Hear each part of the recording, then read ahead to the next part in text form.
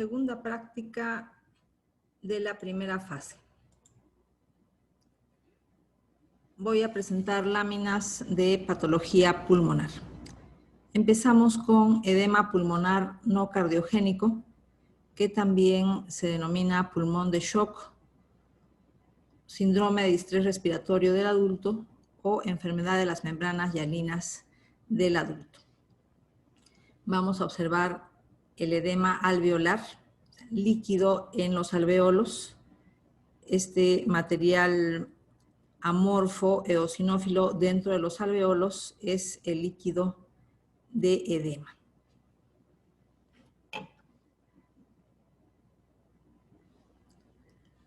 A mayor aumento se ve igualmente este material amorfo. Se ven los septos alveolares, como es un proceso inflamatorio. Se van a encontrar en los septos alveolares células inflamatorias tipo neutrófilo y linfocito. Este líquido de edema es un líquido rico en proteínas. Estas proteínas coagulan y se forman lo que se denomina membranas hialinas. Entonces, las membranas hialinas vienen a ser las proteínas de este líquido que precipitan y se depositan en los bordes de los alvéolos. En este campo podemos reconocer también estas células que son macrófagos alveolares.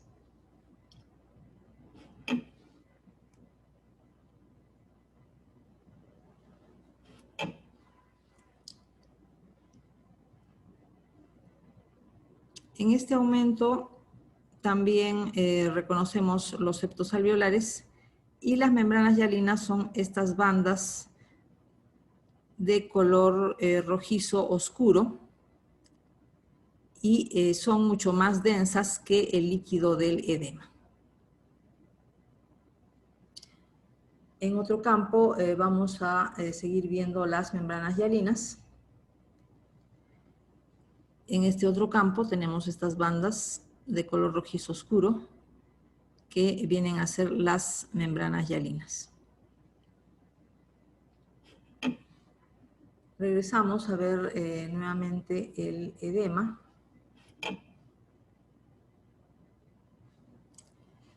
El edema, material eosinófilo, amorfo, en el interior de los alvéolos.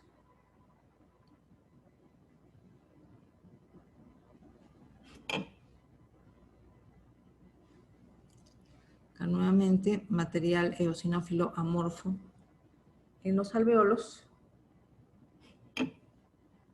Y nuevamente las membranas hialinas. Tenemos acá las membranas hialinas como ya las he mostrado. Vamos a pasar a la segunda lámina. Infarto pulmonar.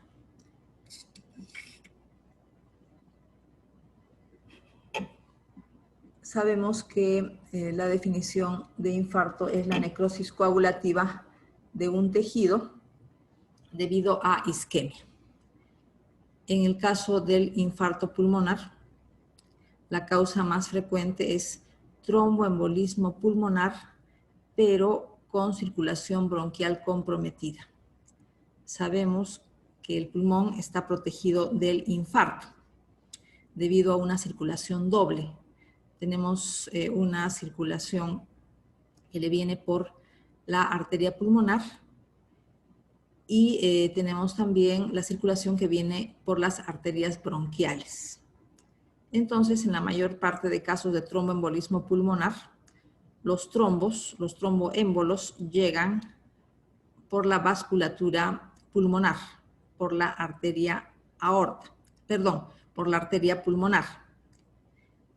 Pero la mayoría no produce infarto, salvo que haya una circulación bronquial comprometida. Cuando hay una necrosis coagulativa, como podemos recordar, la arquitectura del tejido se conserva por algunos días. Entonces podemos aquí reconocer una estructura de parénquima pulmonar con los septos alveolares. Se pueden reconocer los septos alveolares, pero todo es un fondo eosinófilo con escasos núcleos. Eso significa que el tejido está necrótico. Se puede reconocer el líquido del edema dentro de los alveolos, este material eosinófilo amorfo.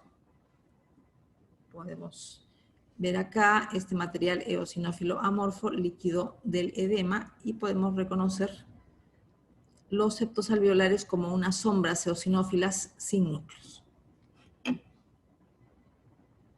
Podemos observar este otro campo, líquido del edema, las paredes de los septos alveolares, pero un fondo eosinófilo debido a la necrosis coagulativa. Siguiente caso, enfisema lobar congénito. Podemos recordar nosotros la definición de enfisema, es el agrandamiento de los espacios aéreos debido a destrucción de septos alveolares y sin fibrosis.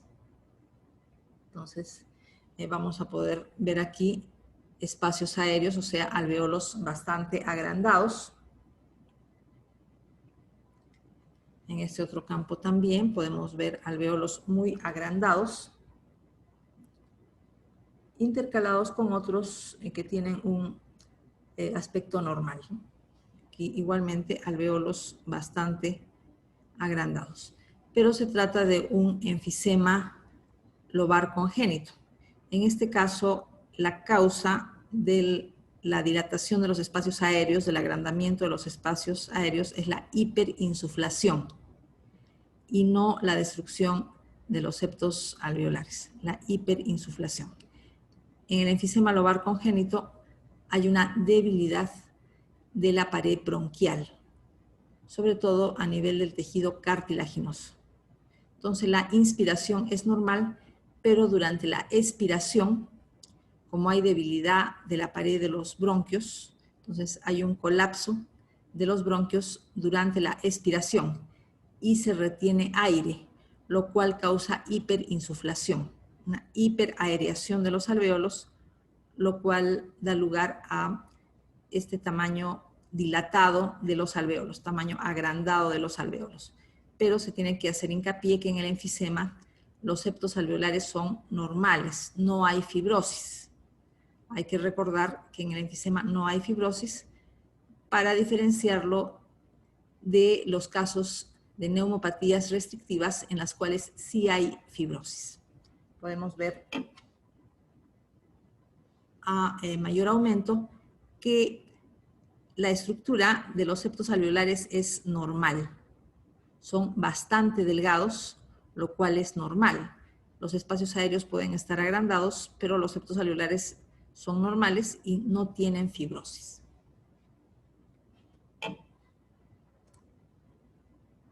Podemos ver inclusive a mayor aumento la estructura normal. Se pueden reconocer los capilares de los septos alveolares.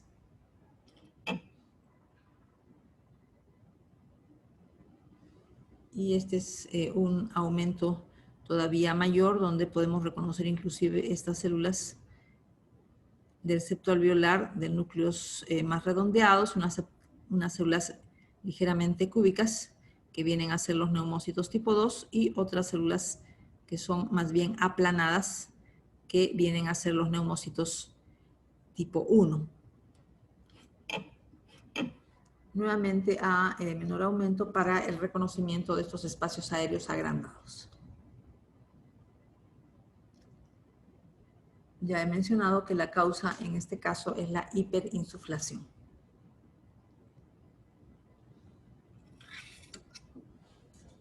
Pasamos al cuarto caso, fibrosis pulmonar idiopática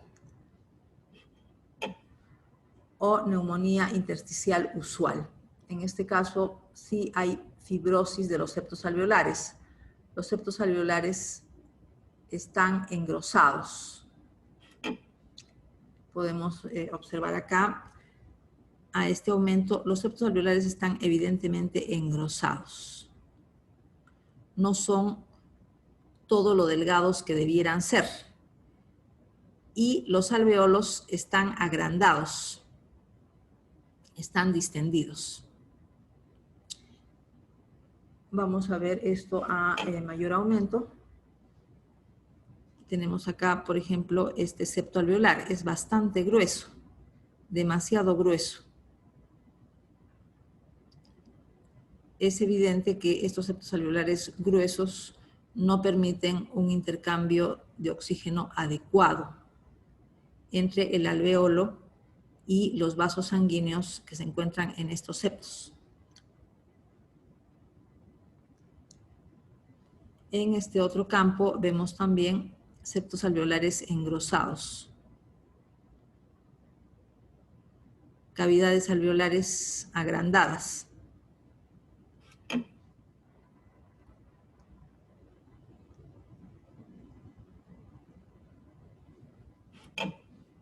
Otro campo para ver lo mismo. Es fácil reconocer el engrosamiento de los septos alveolares. En este campo podemos observar macrófagos dentro de los alveolos y también células del epitelio alveolar que están descamadas. Otros hallazgos en la neumonía intersticial usual es la neumonitis crónica, zonas de inflamación crónica que vienen a ser acúmulos de linfocitos. Neumonitis crónica, zonas de inflamación crónica, podemos reconocer acá linfocitos. Vamos a ver lo mismo en otros campos. En este campo lo que podemos observar son zonas extensas de fibrosis, una fibrosis de tipo cicatricial.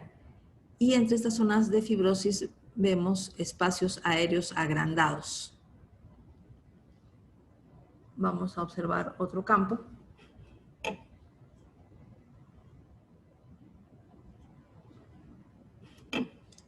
En este otro campo también observamos zonas de fibrosis de tipo cicatricial con acúmulos de linfocitos, o sea, neumonitis crónica.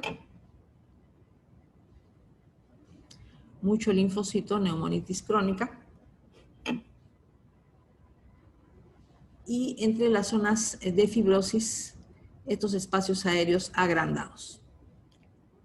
Conforme avanza la fibrosis, los espacios aéreos son cada vez más grandes, hasta que se pierde la estructura normal del pulmón con presencia de alveolos. Y queda solamente zonas de fibrosis con inflamación crónica y grandes cavidades que están rodeadas por tejido fibroso. A esto se denomina pulmón en panal de abejas y es el estadio terminal de la mayor parte o de todas las neumopatías restrictivas, en las que predomina la fibrosis. Acá podemos observar, esos espacios aéreos que se ven como cavidades rodeadas por zonas fibróticas, que en realidad inicialmente son septos alveolares engrosados, pero después estas zonas de fibrosis se hacen cada vez más grandes, hasta ser zonas de fibrosis muy grandes, y la fibrosis es de tipo cicatricial. Este proceso, como ya mencioné, se denomina panalización. Este proceso en el cual se pierde la estructura normal del pulmón para que quede convertido en grandes cavidades rodeadas por fibrosis. Vamos a ver otra zona donde se puedan ver cavidades grandes. Acá, por ejemplo, tenemos aquí espacios aéreos grandes que se ven como cavidades, evidentemente septos alveolares engrosados, que ya he mencionado. Acá podemos ver también fibrosis de tipo cicatricial con estas cavidades. estas cavidades que están rodeadas por fibrosis. El proceso se llama panalización, como ya indiqué.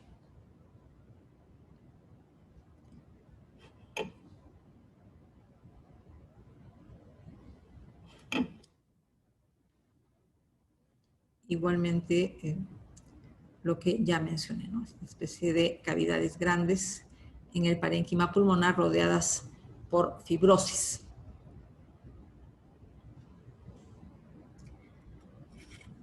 Voy a presentar la quinta lámina, que tiene el mismo diagnóstico que la lámina anterior: fibrosis pulmonar idiopática, neumonía intersticial usual. La diferencia con el caso anterior es que la distorsión de la arquitectura pulmonar es mayor. Aquí las cavidades son muy notorias. Por ejemplo, esta cavidad es una especie de hueco en el pulmón, es bastante grande. Acá podemos reconocer un bronquiolo, pero esta cavidad es muy grande, rodeada por fibrosis. Tenemos acá otra cavidad, igualmente se ve bastante grande. Puede tener epitelio bronquiolar, rodeada por fibrosis. Vamos a ver lo mismo. Cavidades que son como huecos en el pulmón rodeadas por fibrosis, y ya mencioné que esto se denomina pulmón en panal de abejas.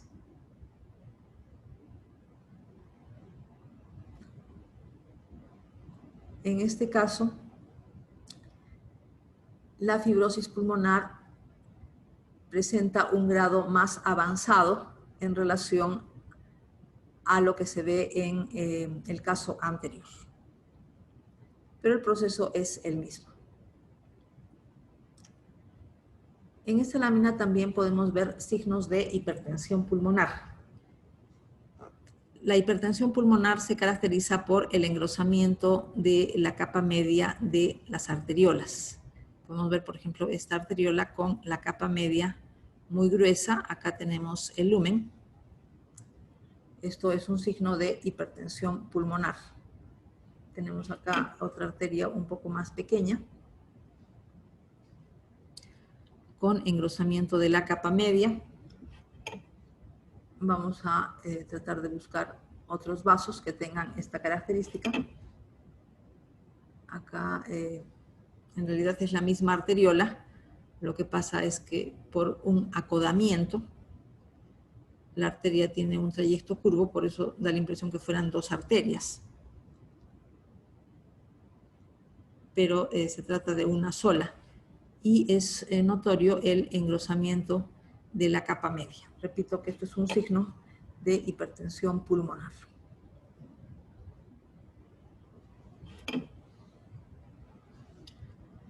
Otra arteria, tenemos el lumen estrecho y el engrosamiento de la capa media. Las zonas de fibrosis cicatricial son muy notorias en esta lámina. Las zonas de fibrosis son muy extensas porque se trata de un compromiso mayor en relación con el caso anterior, aunque el diagnóstico es el mismo.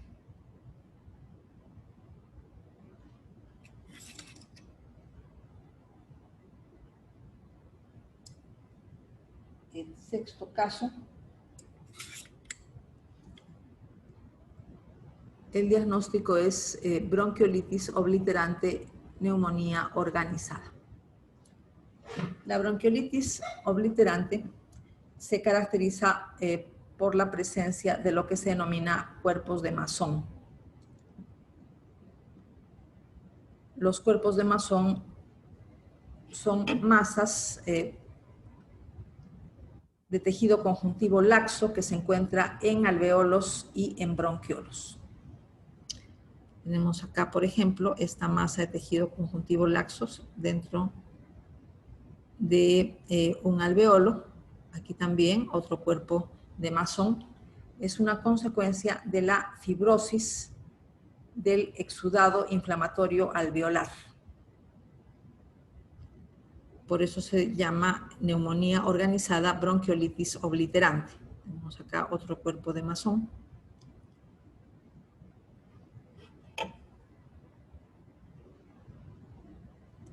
Acá también podemos ver cuerpos de Masson, masas de tejido conectivo laxo dentro de los alveolos, fibrosis del exudado inflamatorio.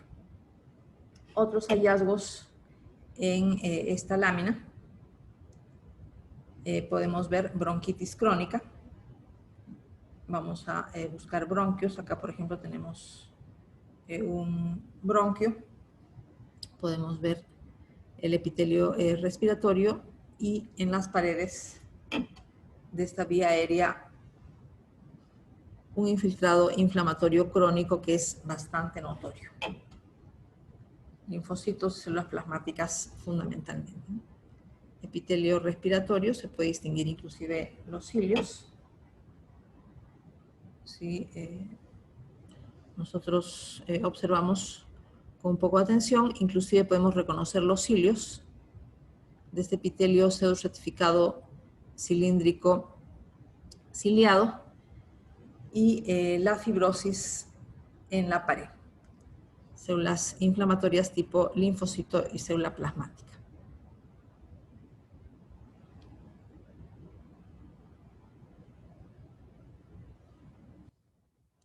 Bronquitis crónica, además de los cuerpos de Masson que ya mostré. Voy a presentar otros bronquios con exudado inflamatorio en el interior. Acá tenemos, por ejemplo, este bronquio y podemos reconocer exudado inflamatorio en su interior.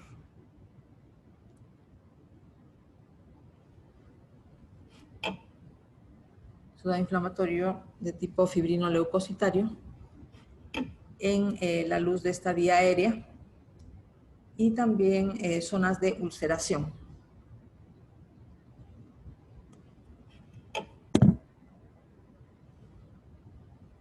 Podemos reconocer el epitelio, pero acá ya hay una zona de ulceración de la mucosa y el exudado inflamatorio que está adherido.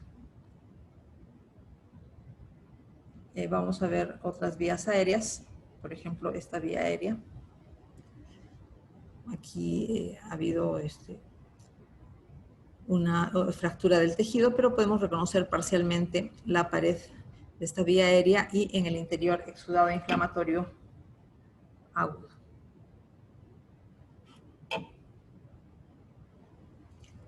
El epitelio respiratorio y acá el exudado inflamatorio agudo a menor aumento.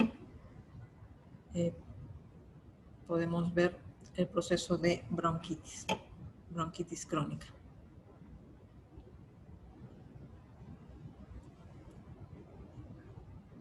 Podemos ver otras vías aéreas como esta, por ejemplo, con las células inflamatorias tipo linfocito célula plasmática en las paredes. Otra cosa que podemos ver en esta lámina es la metaplasia escamosa del epitelio respiratorio. Nosotros podemos ver acá un epitelio pseudoestratificado cilíndrico ciliado. Tiene células caliciformes, algunas células caliciformes, pero si nosotros comparamos, podemos recorrer el epitelio de la vía aérea y acá ya vemos un epitelio escamoso. Este es un epitelio poliestratificado plano no cornificado, es un epitelio escamoso. No es el epitelio respiratorio normal, metaplasia escamosa del epitelio respiratorio.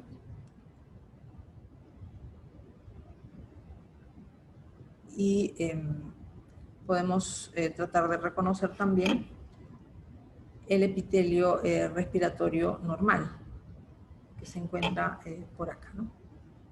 Epitelio respiratorio normal, y recorremos, llegamos hasta el epitelio escamoso. También podemos reconocer aquí zonas de fibrosis de tipo cicatricial, neumonitis crónica, zonas de inflamación crónica en el mismo parénquima pulmonar, inclusive con formación de folículos linfoides. Podemos ver también fibrosis pulmonar, engrosamiento de los septos alveolares. Podemos ver acá septos alveolares bastante gruesos y un epitelio alveolar que es fundamentalmente cúbico.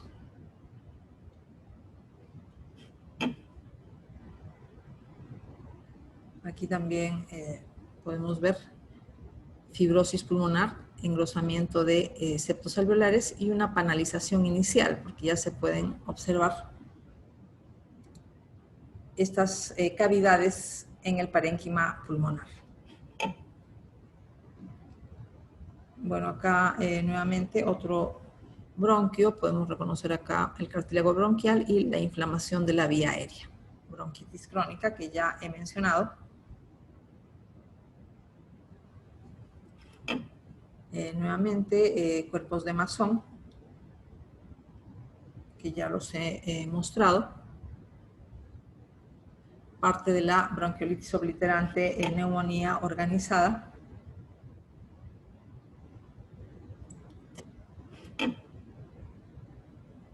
Quedan algunas zonas con septos alveolares delgados, normales. Acá podemos reconocer algunos septos alveolares de características normales. Acá hay un cuerpo de Masson. Acá tenemos también otro cuerpo de Masson. Voy a volver a mostrar zonas con septos alveolares engrosados. Acá podemos ver septos alveolares engrosados, ¿no? Parte de la fibrosis pulmonar que también se encuentra en este preparado histológico.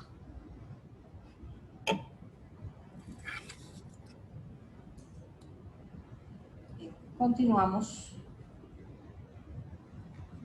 con adenocarcinoma in situ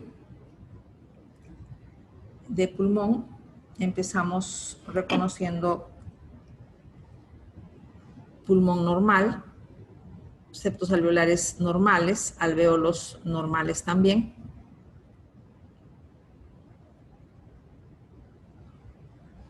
Igualmente acá, septos alveolares normales y alvéolos normales. A mayor aumento podemos ver que los septos tienen que ser muy delgados.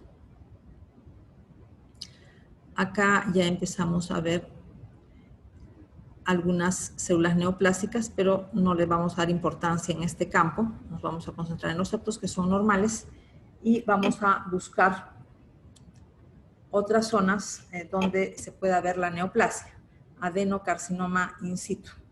Antiguamente se le llamaba carcinoma bronquiolo-alveolar. El carcinoma bronquiolo-alveolar o adenocarcinoma in situ es aquel en el cual las células neoplásicas revisten los septos alveolares. Se encuentran reemplazando las células normales del epitelio alveolar, que ya sabemos que son los neumocitos tipo 1 y neumocitos tipo 2, pero en este caso están reemplazando a las células normales, las células neoplásicas, que pueden ser de tipo mucinoso o no mucinoso. En este caso, las células sí tienen vacuola de mucina. Entonces sería un adenocarcinoma in situ de tipo mucinoso. Podemos ver a mayor aumento las células neoplásicas cilíndricas y tienen una vacuola de mucina. Es un adenocarcinoma in situ tipo mucinoso. Y este patrón de extensión de las células neoplásicas a lo largo de los septos alveolares, como podemos recordar, se denomina patrón lepídico. Patrón lepídico de diseminación de las células neoplásicas. Septos alveolares y a ambos lados en los septos se encuentran estas células neoplásicas cilíndricas con vacuola de mucina. Vamos a ver otros campos. Acá también septoalveolar y por este lado células cilíndricas neoplásicas con vacuola de mucina, septoalveolar con las mismas células que ya he mencionado. En esta lámina también podemos encontrar tuberculosis. Entonces podemos reconocer granulomas. Por ejemplo, acá podemos reconocer sin problemas 2 granulomas en un fondo fibrótico con células inflamatorias. Y acá a mayor aumento, todos estos son histocitos epitelioides que sabemos que forman los granulomas, rodeados por linfocitos células plasmáticas. Este es un granuloma, este es otro granuloma, acúmulo redondeado de histocitos epitelioides rodeados por fibrosis y células tipo el linfocito y célula plasmática. Vamos a ver otros granulomas. Tenemos acá también otro granuloma. Podemos reconocer algunas células gigantes acá. Es un granuloma también. Tiene células gigantes. Acá podemos reconocer una célula gigante tipo Langhans. Otros granulomas, varios granulomas que están fusionados y zonas de necrosis gaseosa que también vamos a tenerlo. Tenemos acá toda esta zona de necrosis gaseosa y acá está rodeando la necrosis gaseosa la reacción granulomatosa constituida por acúmulos de histocitos epitelioides. Continuamos con el líquido pleural con células de adenocarcinoma. Entonces, tenemos acá el líquido pleural. Este fondo se ve rojo o anaranjado debido a la presencia de sangre y estos grupos tienen células cancerosas, células de adenocarcinoma en un frotis de líquido pleural. Podemos reconocer acá las células cancerosas. Claro que no todas las células son cancerosas. Aquí hay algunas células normales que pueden ser histocitos, células mesoteliales reactivas, linfocitos, etc. Pero las células de núcleos más grandes son las neoplásicas. Podemos ver acá células neoplásicas, los núcleos son bastante grandes, hipercromáticos, pleomórficos. También podemos reconocer algunos linfocitos, histocitos, neutrófilos, etc., ¿no? Pero estas células más grandes son las cancerosas. Tenemos acá igualmente células cancerosas y otras células un poco más pequeñas que pueden ser células mesoteliales, linfocitos, histocitos, neutrófilos. Vamos a ver otros campos.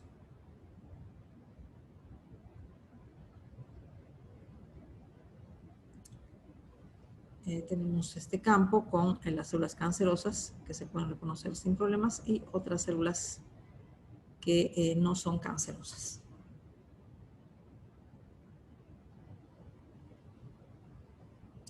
Evidentemente, este es un grupo grande de células neoplásicas. Para finalizar, voy a presentar una lámina de bloque celular de líquido pleural con diagnóstico de adenocarcinoma. ¿En qué consiste el bloque celular? Se centrifuga el líquido corporal, puede ser líquido pleural, acítico, etc. Se centrifuga y el sedimento se coloca en un papel de filtro y se envuelve en dicho papel de filtro. Esto se procesa como si fuera una biopsia y a partir de ahí se hace un corte histológico. A esto se denomina bloque celular. O sea, es un corte histológico, pero a partir de un líquido corporal. El líquido corporal en este caso tiene un diagnóstico de adenocarcinoma y podemos reconocer al menor aumento estos túbulos neoplásicos a mayor aumento, evidentemente estos túbulos están constituidos por células cancerosas. Tenemos un grupo de células cancerosas, túbulo constituido por células cancerosas.